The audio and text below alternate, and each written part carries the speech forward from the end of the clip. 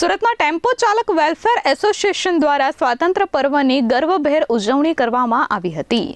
દેશભરમાં 15 ઓગસ્ટના રોજ સ્વાતંત્ર્ય પર્વની ઉજવણી થઈ રહી છે, ત્યારે સુરતમાં ટેમ્પો ચાલક વેલફેર એસોસિએશન દ્વારા પણ સ્વાતંત્ર્ય દિવસની ઉજવણી કરવામાં આવી હતી। રિંગ રોડ પર આવેલા કમેલા દરવાજા ખાતે સ્વાતંત્ર્ય દિવસની ઉજવણી કરાઈ હતી, જેમાં પોલીસના જવાનો પણ જોડાયા હતા।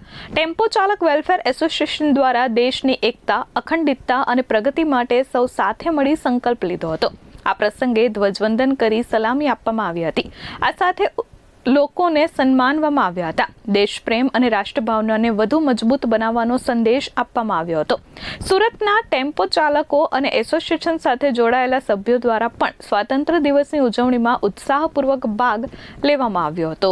આજ રોજ ટેમ્પો ચાલક વેલફેર એસોસિએશન કમેલા દરવાજાના હોય આજે સ્વતંત્ર દિવસના નિમિત્તે ધ્વજવંદનનો કાર્યક્રમ રાખેલ છે અને ખાસ તો આજે સર્વ ભારતીયોને, તમામ સુરતના રહેવાસીઓને સ્વતંત્રતા દિવસની ખૂબ ખૂબ શુભેચ્છા પાઠવું છું અને આ જ રીતે હિન્દુ મુસ્લિમ એકતા બની રહે અને આવા કાર્યક્રમો સારા થતા રહે શુભેચ્છા પાઠવું છું। લોકોને બસ કે દેશને આગળ વધવા માટે એકબીજા સાથે હળીમળીને રહેવું જોઈએ।